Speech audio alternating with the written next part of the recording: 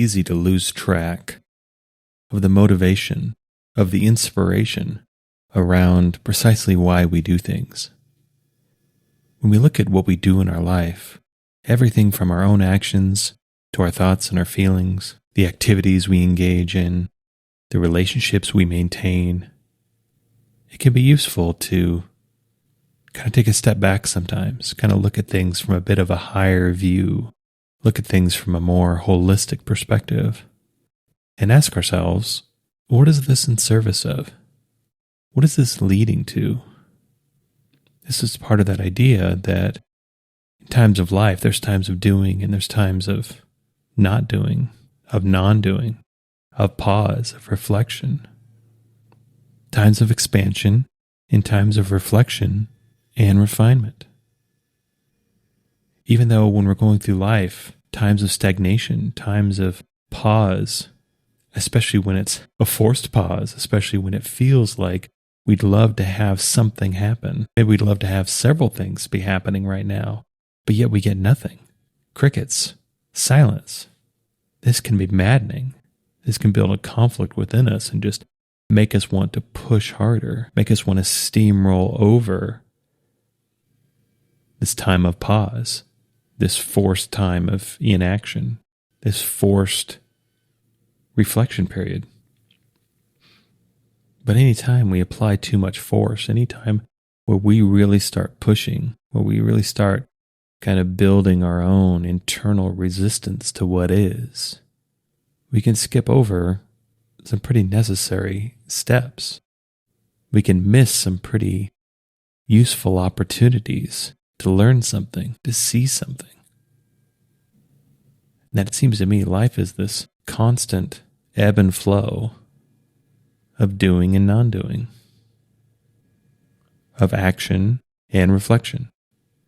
One of the areas where I think this reflection can really come in handy is thinking about this idea of growing a life that we actually want to harvest.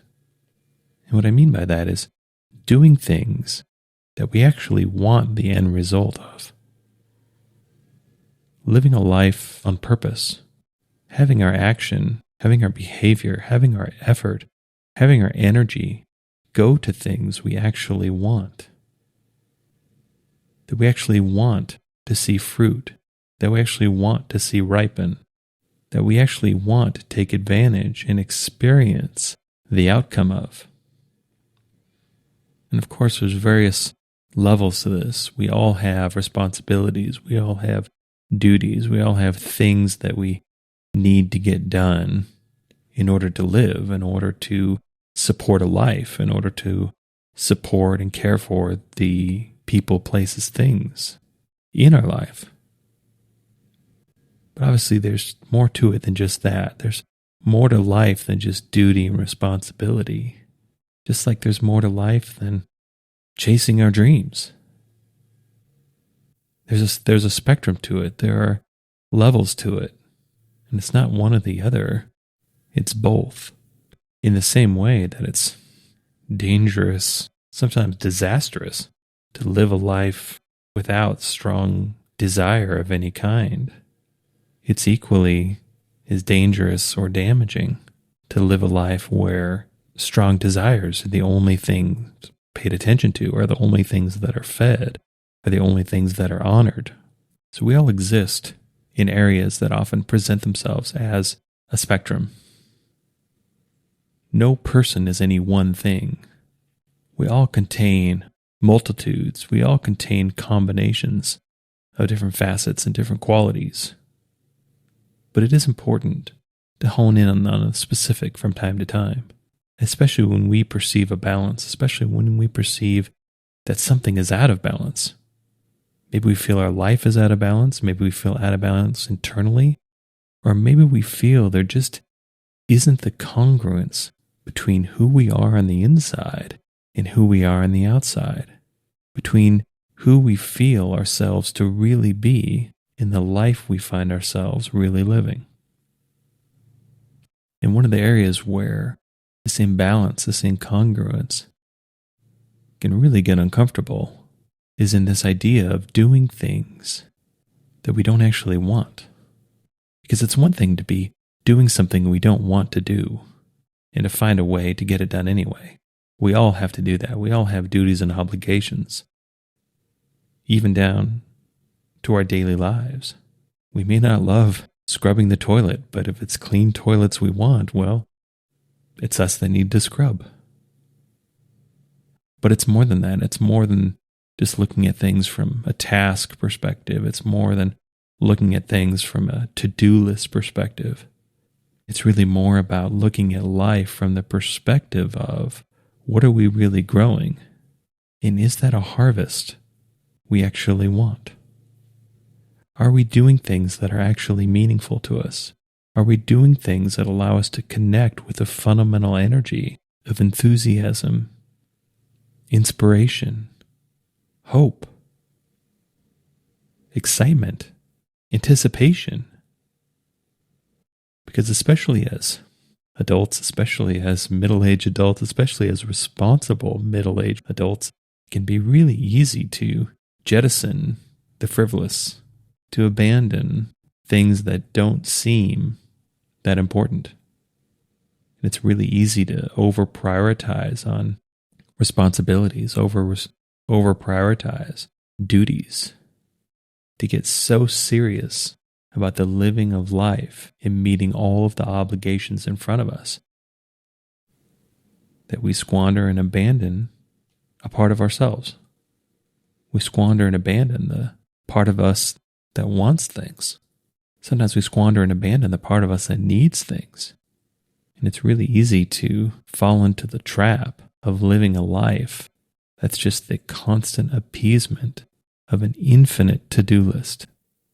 This Sisyphean routine of every day adding new items to check off and then living the day checking prior items off again and again and again, over and over and over. But if it's only duties that we're satisfying, if it's only checklist items that we're checking off, it's important to ask ourselves, where's the energy in all this? Do we actually feel energized and enthusiastic about our own lives? Do we actually enjoy our own lives? On a scale of drudgery to sublime enjoyment, where do we sit when we think of our own lives? How do our own lives feel to us? How are our own lives like to actually experience? And are we doing things that we actually want to experience? And again, this isn't an all or nothing thing. This isn't about frivolity. This isn't about irresponsibility. But this also isn't about getting so serious, so stern, so determined that we make our lives without flavor, without color, overly serious, overly grim, overly uninspiring. Because in order to live a full, nourishing life, there has to be a positive energy component to it. There has to be a positive emotion feeling to it. Our lives are not just purely logical, purely math problems that we're trying to solve for the maximum physical gain, for the minimum physical effort. Life is meant to be lived. A good life is meant to include joy, passion, enthusiasm, excitement, reward. I don't know if this is a familiar or a relatable analogy, but in a lot of ways, this kind of feels like the lesson a lot of us get as children, that we need to eat our vegetables. And I was endlessly chided, endlessly chastised, and sometimes made fun of because I just hated vegetables.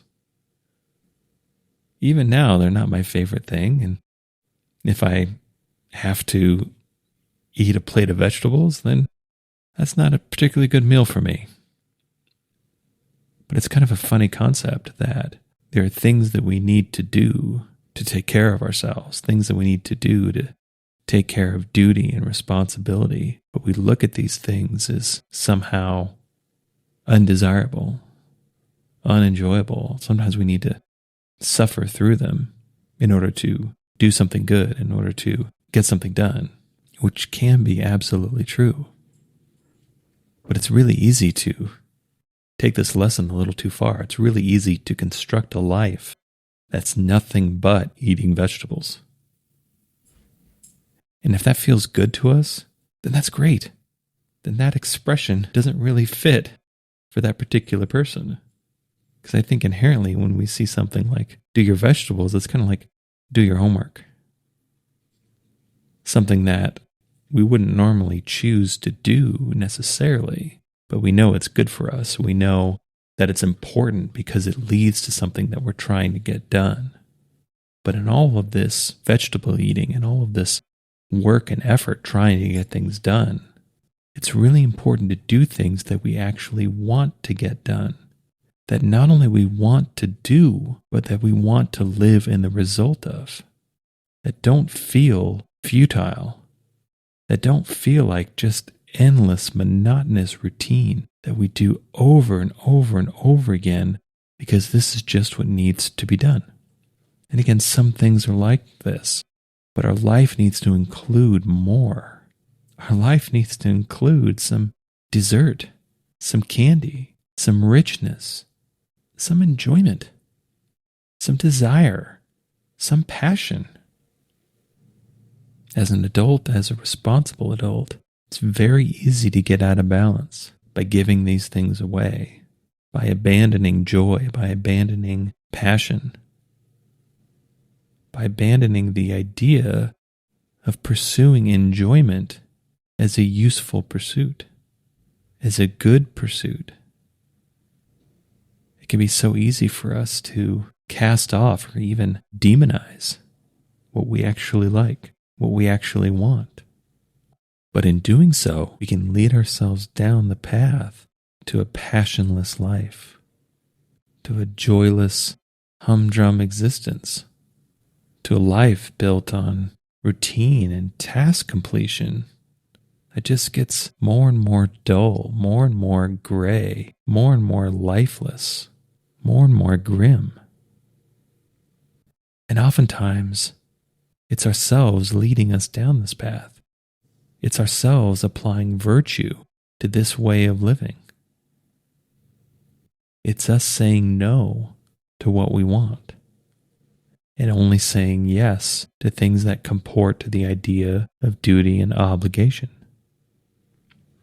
But there's a depleting quality to this way of living, that if we're not being nourished and sustained by the energy of what we're doing, that energy has to come from somewhere. And I think one of the reasons why so many of us, especially at mid-age, can feel just so tired and exhausted, just in our bones, isn't entirely about all the things we're doing, which certainly can be an awful lot and can be overwhelming. But it's my belief that it's also about the things we're not doing. The ideas for ourselves we're not entertaining. The parts of ourselves we're not actually listening to. That in some way, on some level, we've found ourselves into a joyless, passionless, uninspiring existence because we ourselves have let these things go. We've stopped valuing them. We've stopped looking at them as necessary aspects of a full life, of an enriching life, of a nourishing life. We've redounded to getting things done for the sake of getting things done. That in order to have any sense of enthusiasm, any sense of excitement, in order to go through life with an energy that propels us, that we don't have to manufacture and sustain ourselves, eager anticipation needs to be present. We actually have to want it. Life isn't meant to be just an endless tolerance exercise where we're constantly just taking all that we can, trying to make ourselves more and more resilient to the stress and strain of life. We're actually meant to enjoy. We're actually meant to appreciate. We're actually meant to have inspiration. We're actually meant to look forward. To look forward and be excited. To want to get there. To want to be there. To want to do that. And so many of us compartmentalize our joy down to such small spaces.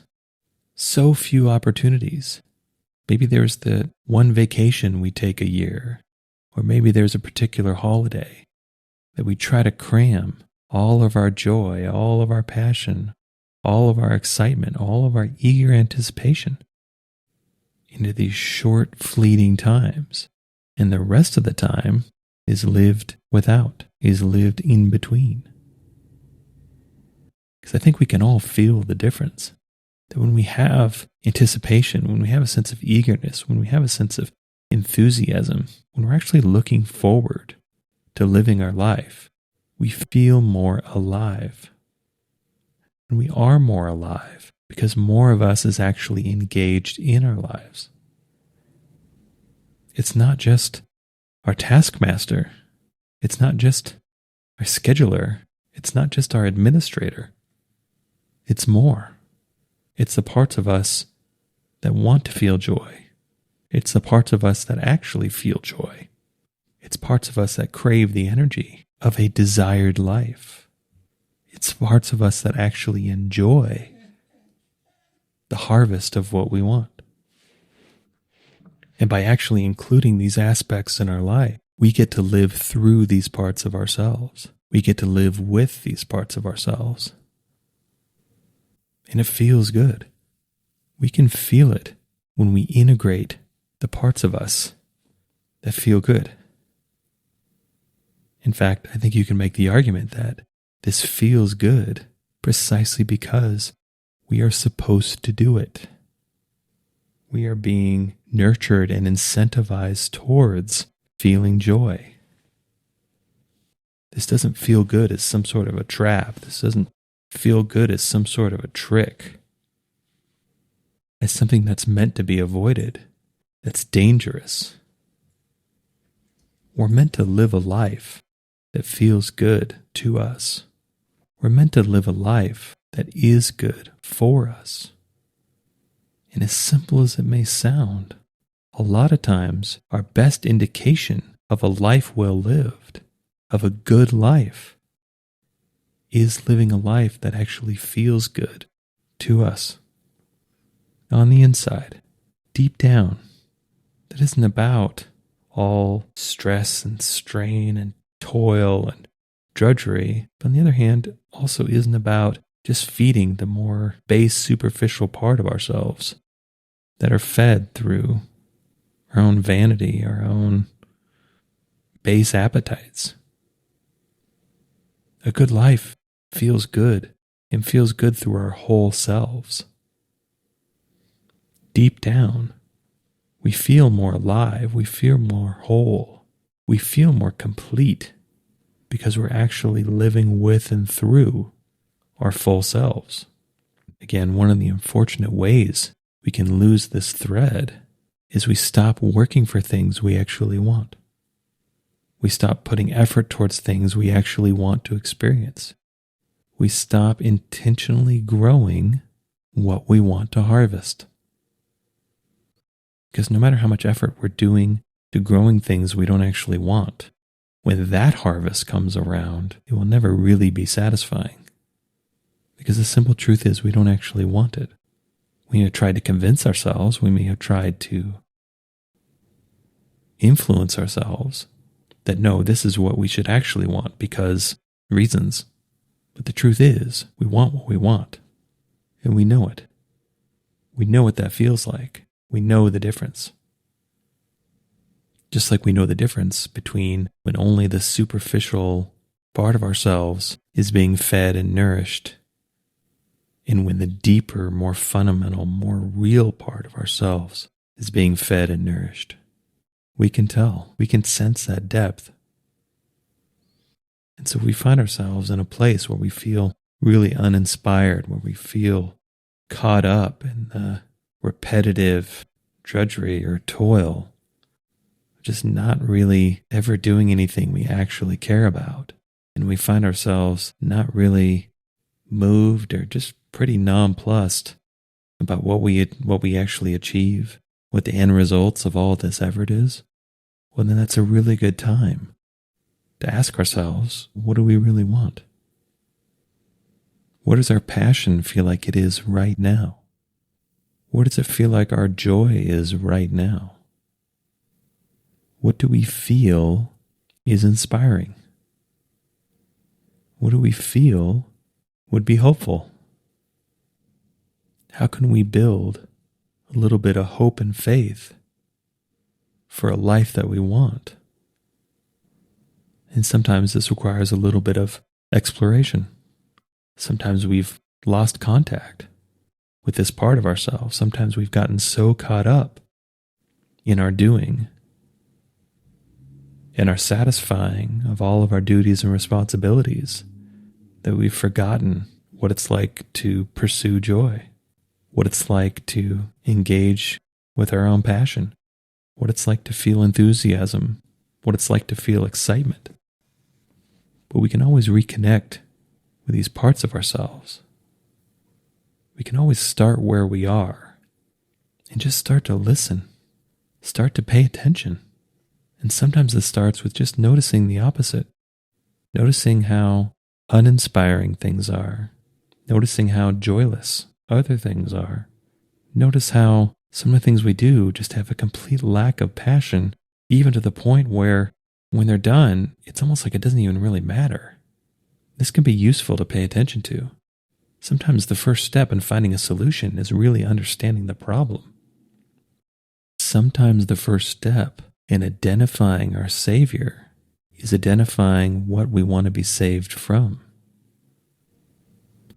If we want a big, delicious meal, the first step is understanding that we're hungry. The second step is understanding what we're hungry for. There's a satisfaction to joy. There's a way that joy fits us. It's kind of like a puzzle piece. It's unique to us. And so it's important for us to understand what the shapes of our puzzle pieces are. What joy, what passion, what excitement, what enthusiasm actually fits us. That we don't have to pretend, we don't have to talk ourselves into, we don't have to cajole, we don't have to manufacture fake interest and enthusiasm. It's inherent. It's real. It exists on its own. So what are those things? And then how do we start to create space with those things in our life? How do we start to actually pursue things that we want to experience? How do we start to do things that we actually want to experience the accomplishment? That there's a sense of desire within us, and a sense of desire beyond just getting it done, a sense of desire for the being of the accomplishment, for living the accomplishment.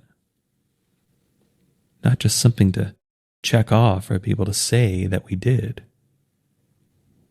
Something we actually want to live through. Something that we actually want to live with. And for all of us, we come to points in our lives where a refocus is necessary, where we've found that perhaps we're at a crossroads, or perhaps we're just at a point where we've decided what we've been doing isn't really rewarding or nurturing to us now. That what we're doing requires running on way too much willpower. That there's just not enough energy, there's not enough spark, there's not enough enthusiasm, there's not enough excitement, there's not enough passion in our life. And so we can slowly start to find ways to turn these dials. We can slowly start to pursue these missing elements again. It doesn't mean it's all we do. It doesn't mean we cast off all of our responsibilities and just run away with the circus. No, we still live our lives. We still largely do most of the things we're doing now, but we reorient, we refocus. We choose a new magnetic north to navigate by. We choose to include things like joy and passion in our life. We choose to grow what we actually want to harvest. We choose to craft a life we want to actually live, that we want to actually experience. And day by day, step by step, we keep moving closer, we keep moving towards, we keep moving in the direction of the life that we actually want. And we do that by growing and nurturing the life we actually want to harvest. I hope you enjoyed this episode. All episodes are given freely. If you feel inspired to give, please visit theunionpath.com/donate. If you have a question, you can contact me at theunionpath@gmail.com. Take care and all the best.